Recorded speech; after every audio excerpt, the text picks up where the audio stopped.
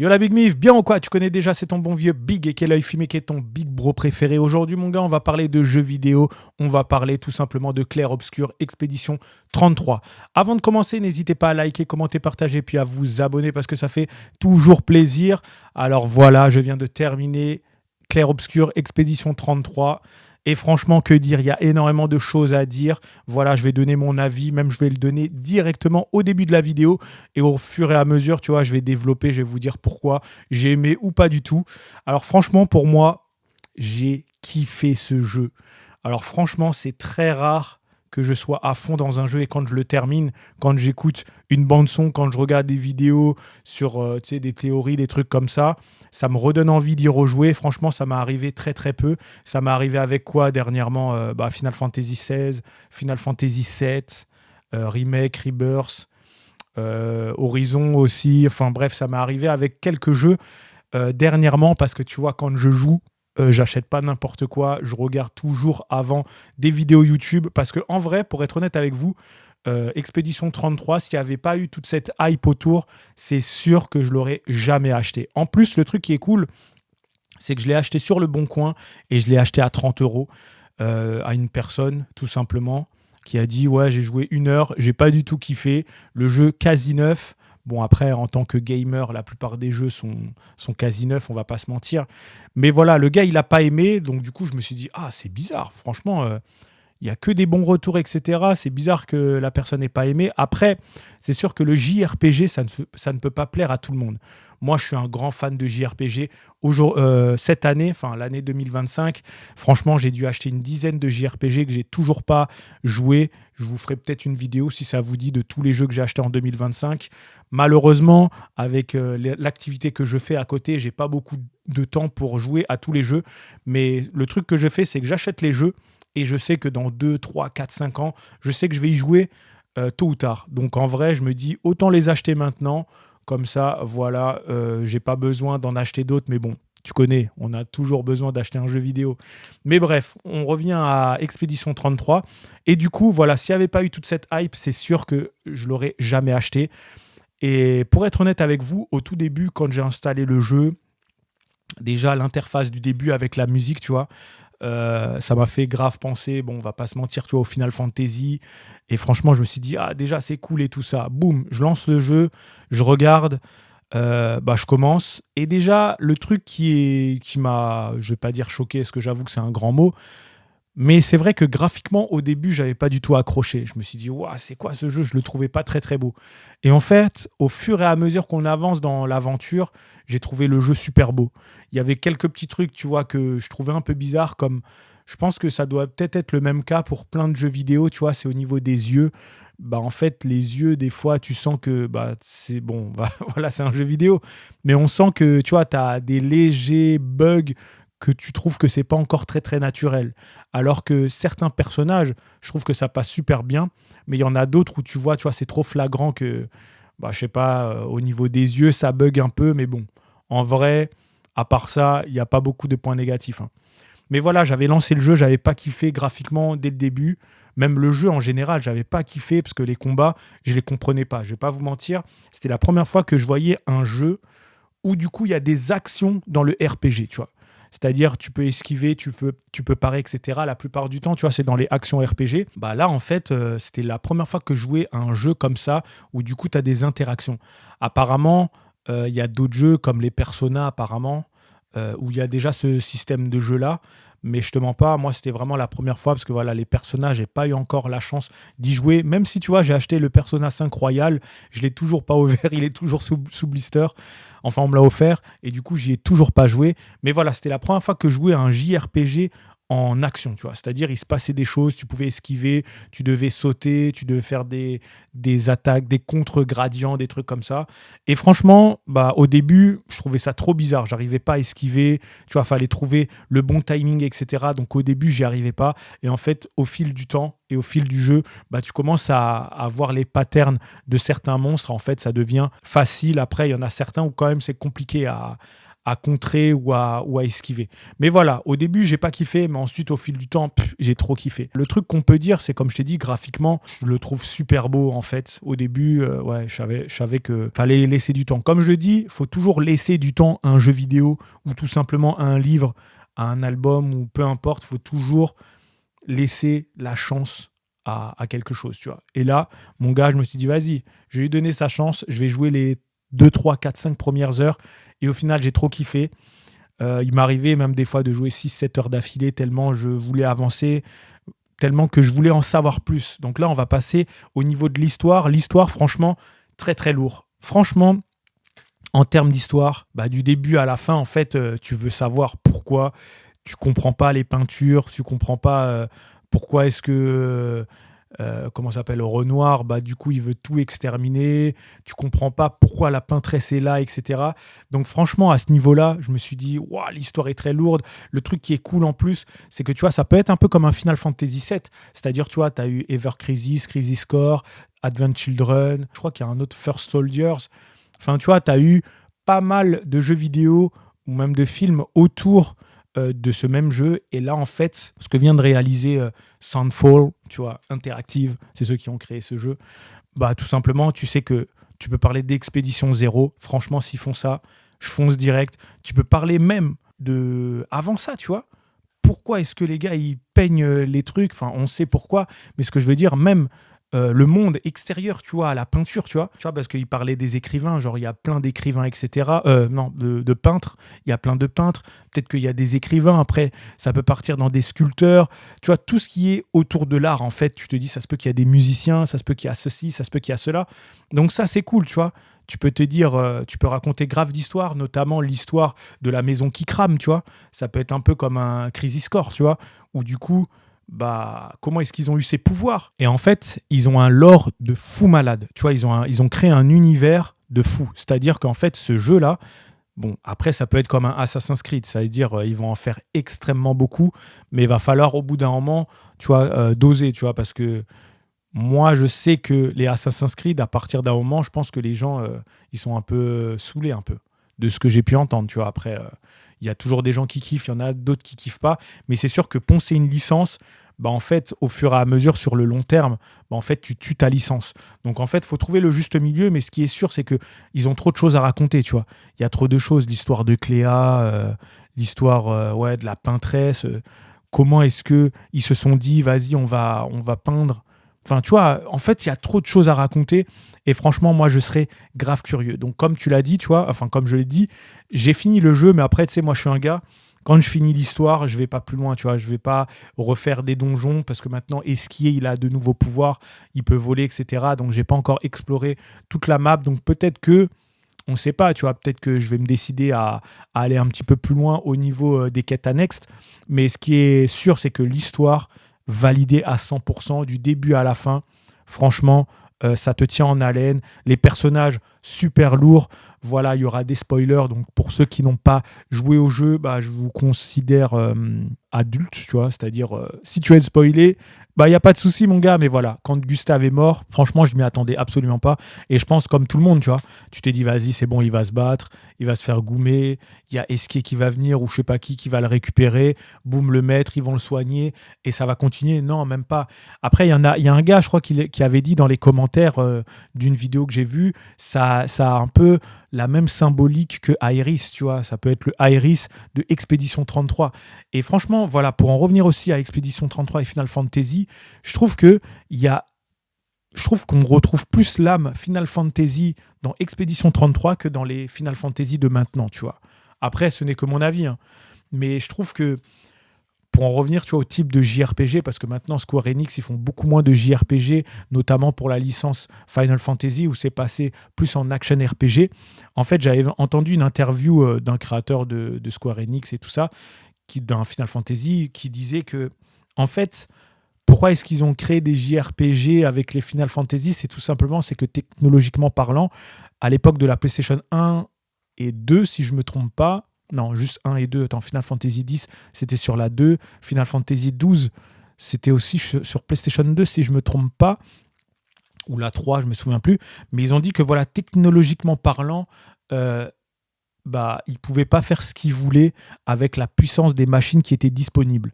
Et en fait, une fois qu'ils ont eu la puissance nécessaire dans la console pour faire ce qu'ils voulaient faire depuis le début, bah, du coup, ça a donné à partir de Final Fantasy XII jusqu'au reste, tu vois. Et donc, du coup, c'est pour ça que Final Fantasy VII, du coup, qui était avant un JRPG, maintenant qui est, on va dire, un action RPG, tu vois, bah, du coup, bah, voilà, c'est devenu un action RPG un peu, tu sais, Devil May Cry, Souls-like, tu vois, les jeux vraiment très bourrins, etc., où il y a quand même de la stratégie, mais c'est un peu moins stratégique, tu vois. C'est-à-dire, tu vas, tu défonces le gars, voilà, tu fais très peu de défense, et voilà, tu vois. Et en fait, pour moi, je trouve que le truc qui est cool, c'est que Expédition 33, on peut dire, a pu redistribuer les cartes, parce qu'on va pas se mentir, avant Expédition 33, les JRPG à grande échelle, tu vois, on va dire à triple A, des choses comme ça n'existait plus. La plupart du temps, tu vois, c'était des. En plus, c'est devenu maintenant des HD 2D, tu vois, les JRPG. La plupart, sont tous des 2D HD, tu vois, comme les Octopath Traveler, le retour de Suikoden, etc. Après, il y a les Trails, etc., qui sont de retour, etc. Mais ce que je veux dire par là, c'est que je pense que Expédition 33, ça se peut, va faire changer la politique de Square Enix. Ils vont se dire, bon, bah, ça se peut que nos prochains Final Fantasy, peut-être qu'on va revenir au JRPG, parce qu'en fait, ça a grave fonctionné, Expédition 33, et on veut forcément surfer sur la tendance. Parce que pour moi, je pense que à partir du Final Fantasy XII, je pense qu'ils ont. C'était un prétexte, en fait, le fait de dire que, voilà, technologiquement parlant, c'est plus que peut-être que les gens s'intéressaient beaucoup moins au JRPG et il y avait moyen, bah, d'aller chercher d'autres personnes qui connaissaient pas la licence Final Fantasy. Parce que tu vois, quand il y a eu les Devil May Cry qui sont sortis, je pense que les gens, ils étaient plus à même à aller sur un jeu bourrin comme ça que d'aller sur un jeu voilà, où tour par tour, où tu sais, tu peux manger des pop-corn en même temps que jouer, tu vois. Et ensuite, il y a eu, tu sais, les Souls-like, j'imagine qu'il y a eu les Souls, il y a eu aussi God of War, les trucs comme ça. Et donc, du coup, ils se sont dit, mon gars, il faut qu'on aille vers ça parce qu'on va avoir plus de thunes. On va pas se mentir. Une fois que tu as percé, tu vois, comme Square Enix, comme Capcom, enfin bref, Sony, etc., toutes les grandes marques de studio et tout ça, bah, en fait, tu veux faire du chiffre et tu fais plutôt la tendance, tu vois. Tu vas pas chercher à te renicher. Alors que là, tu vois, le fait que... Après, je sais pas ce qu'ils ont fait Sandfall avant ce jeu-là, il faudrait que je me renseigne. Mais eux, peut-être que c'était leur premier jeu, je sais pas, tu vois. Et donc, du coup, ils ont fait leur jeu par rapport à leur passion, par rapport à ce qu'ils voulaient. Après, je dis pas que Square Enix, etc., les autres studios, ils ont plus cette passion. Mais ce que je veux dire par là, c'est que quand tu joues à un JRPG, c'est que tu es passionné de JRPG. Tu vois, maintenant sur YouTube, tu as plein de tests de jeux vidéo. Et du coup, bah, dès que tu vois un JRPG, bon, bah, tu vas dire, ah, vas-y, c'est bon, je vais pas y jouer, etc. C'est pas mon type de jeu, tu vois. Les gens sont plus à même à aller sur des jeux en, tu sais, aventure, action, etc., que des trucs où c'est du tour par tour, où c'est du tactics, tu vois. Et donc, du coup, je pense que c'est pour ça que Square Enix a dû dire ça. Vas-y, on va aller plus sur des jeux comme ça. Comme ça, on va se faire plus de thunes. Il y a des gens qui connaissent pas notre licence, qui vont se dire, ah, bah, c'est un jeu d'action très bourrin, etc. Ça peut me faire penser à tel titre. Vas-y, boum, je vais y aller. Je vais kiffer. Je vais continuer la licence Final Fantasy XVI, Final Fantasy XIV. Et en fait, pour moi, peut-être que tu sais, ça peut éveiller la conscience de Square Enix et leur dire, bon, vous savez quoi, le Final Fantasy XVII, on va repasser sur un JRPG bah, totalement remanié avec un peu le délire de Expédition 33, parce qu'en vrai, de ce que j'ai vu, il y a des jeux, tu sais, qui utilisaient déjà ce système d'interaction dans les JRPG.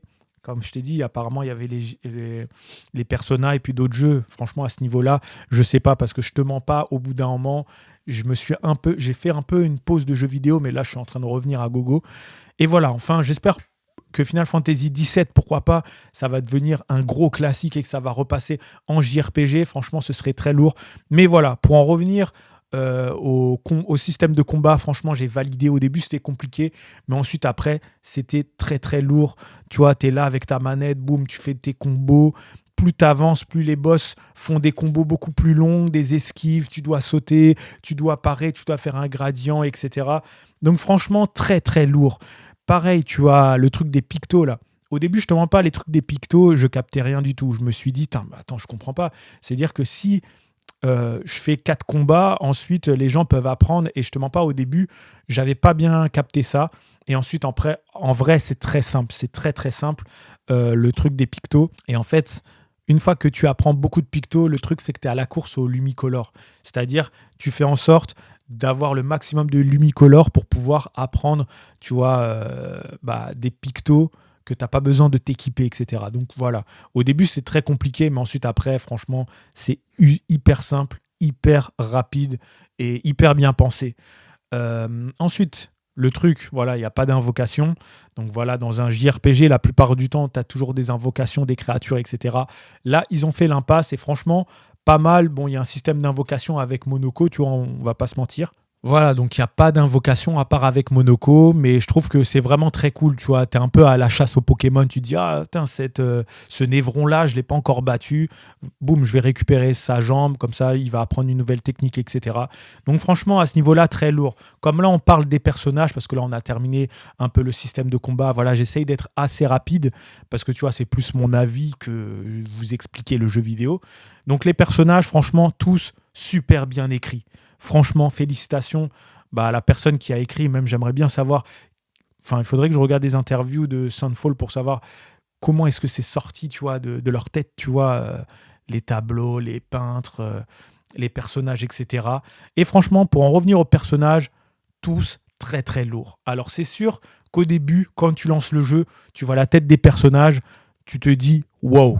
Parce que tu sais, dans les JRPG, tu as l'habitude avoir des personnages très typés et très stéréotypés. C'est-à-dire le mec gros, grave musclé, le mec, le héros, très souvent, il est fin, il a des traits, très stylés, tu vois, genre super bien habillé. Les go, elles sont toujours dénudées ou ultra moulants ou des trucs comme ça. Là, franchement, rien à voir, totalement rien à voir. Et ça, c'est cool parce que tu vois, ça fait le côté français aussi. Parce que la plupart des JRPG, voilà, c'est tous des Japonais. Donc, ils aiment bien mettre en avant les atouts et surtout stéréotyper un peu les personnages. Et là, du coup, mon gars, c'est typiquement des boucs français, mec. C'est-à-dire que leur tête, ça se peut que c'est des gens que tu peux voir dans la rue en parlant de tête. Le Renoir, pour moi, c'est le copier-coller de Georges Clooney, si je me trompe pas. Ouais, je crois que c'est Georges Clooney. Moi, il me fait penser à Georges Clooney. Attends, je crois que c'est Georges Clooney. Punaise. Mais ouais, il me fait penser à un acteur américain, mais je crois bien que c'est lui. Et franchement, voilà, très lourd. Bon, pour en parler des personnages, franchement, je les trouve très très lourds. Tous super bien écrits, ils ont tous une histoire vraiment très lourde. Après, c'est sûr que l'histoire est plus axée sur Maël, au début, Gustave et Verso. Et après, on va dire que Ciel et Lune sont un petit peu moins développés, on va dire, beaucoup moins, tu vois. Mais elles sont quand même super bien écrites, etc. Avec Ciel qui peut paraître un peu la bourrin, si je ne me trompe pas, et Lune qui est un peu la meuf intellectuelle qui est scientifique, etc. Et voilà, tu as toujours ces petits stéréotypes. Un bouc comme ça, un bouc beaucoup plus violent, un autre qui est beaucoup plus tranquille, un sensé, un intelligent, etc. Mais là, je trouve que déjà, en plus, il n'y a pas beaucoup de personnages. Tu as juste 5 personnages jouables, donc ça, c'est cool. Genre, des fois, tu sais, dans certains Final Fantasy, tu en as plus de 6-7, tu vois, la plupart du temps, si je ne me trompe pas, à part Final Fantasy 14, où je crois que tu en as 3 ou 4. Donc voilà, en termes de personnages, tous très lourds. Mon personnage préféré pour moi, c'est Renoir. Je trouve que en termes de qu'antagoniste, super bien écrit, très lourd, il lâche pas l'affaire. Tu comprends pourquoi est-ce que c'est le méchant. En fait, il est pas si en fait, c'est le méchant, mais tu te rends compte que comme tu vois Sephiroth, tu vois, c'est pas en fait, il a ses raisons pourquoi est-ce qu'il est comme ça, parce qu'en vrai, il veut sauver sa famille tout simplement.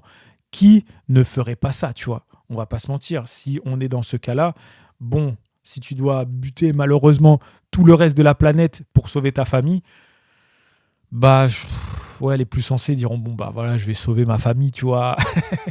et d'autres, voilà, les plus je sais pas, saints d'esprit vont dire non, vas-y, je sacrifie ma famille, etc. Mais voilà, tu comprends ses raisons et franchement, très stylé. Donc, il est pas si méchant que ça, etc. Et ouais, Renoir, très bien écrit. Maël aussi, super bien. Gustave au début, très bien écrit aussi. Après, comme je t'ai dit, ciel et lune, elles sont bien écrites, un peu mises sur ce côté. J'aime bien aussi les personnages de Monoko et Esquier. Je les trouve franchement très lourds. Et pour en parler, les gestrales, si je me trompe pas, ça me fait penser un peu dans Final Fantasy, là, les petits chats, tu vois, avec là, les petits ronds, où du coup, tu sais, c'est vers eux. Ou sinon, les Mogs, voilà, les Mogs, ça me fait penser, voilà, ils se sont dit, vas-y. C'est pour ça que je te dis qu'Expédition 33, pour moi, ça reste un copier-coller d'un Final Fantasy. Plus particulièrement, on va dire du 7, parce que tu as tous les stéréotypes du 7, tu vois. Sephiroth, Renoir, je vais dire Renoir, tu vois, c'est la même chose. Verso, ça peut être un peu un Cloud à son truc. On peut dire que Lune, qui c'est que ça pourrait être Ouais, c'est compliqué. Mais en fait, ce que je veux dire, c'est que tu as à peu près le même cheminement. Tu vois, tu as les Mogs, tu as Esquier qui peut. Bon, je vais pas dire. Ouais, il peut faire penser un peu au Chocobo. Tu vois, où tu as les Chocobos bleus, le Chocobo d'or où tu peux voler, etc. Où du coup, tu dois aller chercher des pierres pour lui donner certains aspects, certaines spécificités, etc. Et donc, ouais, pour moi, je trouve que il y a l'âme de Final Fantasy dans Expédition 33, et je pense qu'il y a moyen que ceux qui l'ont développé, ceux qui ont créé l'histoire, etc., sont des fans des Final Fantasy, tu vois. Donc pour moi, en vrai, même si on peut dire, tu vois, ça peut être quand même, grosso modo, un petit peu un copier-coller, tu vois. Je dis pas de tout, tu vois, mais je trouve qu'il y a l'âme de Final Fantasy dans Expédition 33. Ensuite, une fois qu'on a vu les personnages, la bande-son, mon gars, la bande-son, parfait. Parfait, rien à dire. Le son Alicia Lumière, très lourd. Et tu vois, typiquement, quand il y a une bande-son qui te reste en tête, quand tu entends la bande-son et que ça te donne envie de rejouer au jeu, c'est que le jeu est excellent. Comme je le dis très souvent, la musique est très importante dans un jeu vidéo. Même dans la vie, la musique, c'est trop important pour avoir tes émotions, etc. Et là, la musique, tout est trop bien fait musicalement dans ce jeu. Et quand j'entends, tu vois, les musiques de temps en temps, comme je t'ai dit, Alicia Lumière, etc., ça me donne envie de rejouer au jeu. Comme quand j'entends One Winged Angel de Final Fantasy VII, euh, tu vois, genre les thèmes des combats, les thèmes de la Shinra, des Turcs, etc., de Cosmo Canyon, etc. Boum, ça me redonne envie de rejouer, tu vois. Et là, ça me fait exactement la même chose, donc c'est pour ça que c'est parfait, mon gars. La bande-son a été réussie. Donc voilà, et la durée de vie, moi, j'ai fini le jeu entre 40 et 42 heures, si je ne me trompe pas. Mes personnages, quasiment tous niveau 60. J'ai pas eu toutes les meilleures armes, parce que j'imagine qu'il faut faire de nouvelles grottes, etc. Mais voilà, niveau 60, 40 heures de jeu, je pense que ça doit être un bon temps, tu vois, pour un jeu. La plupart du temps, c'est vrai que je ne regarde pas combien de temps est-ce que je mets. Euh, voilà, donc mon avis, franchement, Expédition 33, c'est un jeu à faire. Si tu aimes bien les JRPG, tu vas kiffer. Si tu n'aimes pas les JRPG, c'est sûr que ça va être compliqué au tout début. Mais si tu t'es pris la hype et que tu es curieux, je pense que tu vas aimer. Mais c'est vrai que c'est un type de jeu qui est très compliqué à se mettre dedans. Ensuite, concernant mon avis, vraiment pour être franc avec vous, cette année, tu vois, comme je t'ai dit, j'ai fini plusieurs jeux, notamment des Final Fantasy. Et je vais le dire, mais j'ai l'impression que Expédition 33 est vraiment meilleur que Final Fantasy VII Rebirth. Après que Final Fantasy XVI, il y a moyen aussi, parce que Final Fantasy XVI, j'ai trop kiffé. Final Fantasy VII Rebirth, j'ai trop kiffé. C'est en fait le Final Fantasy VII Rebirth et Final Fantasy XVI, le souci que je peux dire à Square Enix, c'est qu'en fait, on en a marre des quêtes annexes qui servent à rien, qui racontent rien. Tu dois aller sauver des passants parce que ça va te permettre d'avoir l'arme ultime, certains matériaux pour faire, etc., certaines matérias et tout. Et en fait, voilà, c'est ça le reproche que j'ai avec Final Fantasy, que ce soit cette remake, cette Rebirth, Final Fantasy XVI, le 14, je me souviens plus, mais c'est qu'il y a trop de quêtes inutiles. En fait, comme je le dis, Square Enix ont compris, mon gars, en divisant Final Fantasy VII en 3 jeux. pour faire 3 fois plus d'argent. Alors qu'en vrai, j'en suis sûr qu'ils auraient pu sortir un seul jeu en vidant toutes les quêtes, tu vois, genre comment ça s'appelle, les satellites à aller faire, ça sert à rien. On va pas se mentir, ça sert à rien. Juste voir où est-ce qu'il y a des objets cachés. T'as le truc là pour Gilgamesh où, voilà, je trouve que ça apporte rien, tu vois. Je sais qu'il y avait d'autres trucs ou enfin d'autres missions qui servent à rien, tu vois. En vrai, je trouve que ils veulent compléter un jeu qui n'a pas besoin de tout ça en fait. Autant sortir tout le jeu en entier. Et voilà, et c'est ce que j'ai aimé avec Expédition 33, c'est que ça va au vif du sujet.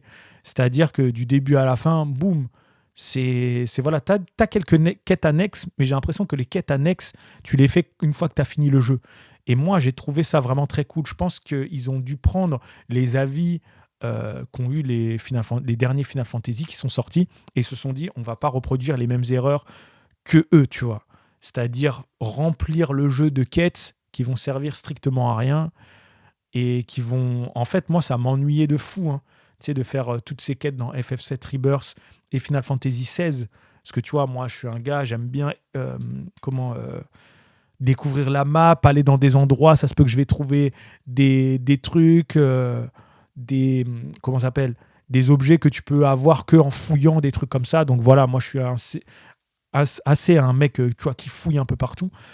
Et franchement, dans Expédition 33, j'ai retrouvé ça. Faut fouiller la map, mais t'es pas obligé. Tu peux y aller, boum, tu farmes un peu et t'avances. Et t'as pas de truc, ouais, faut aller sauver un chat, faut aller sauver un chien, faut sauver le villageois, etc. Non, c'est le vif du sujet. Et ça, j'ai adoré. Donc rien que pour ça, gros respect, faut faire des jeux comme ça. Voilà, tu peux avoir des quêtes annexes, mais des quêtes annexes qui racontent quelque chose et qui continuent de redorer et d'étendre l'univers du jeu vidéo, sinon ça sert à rien. Et donc c'est pour ça que pour moi, rien que pour ça, je trouve qu'Expédition 33 est au-dessus de Final Fantasy VII Rebirth et Final Fantasy XVI. Donc ça veut dire que j'ai plus aimé faire Expédition 33 que les deux que je t'ai cités.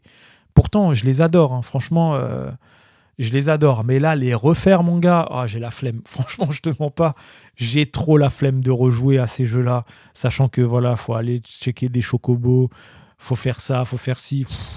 La flemme. Mais voilà.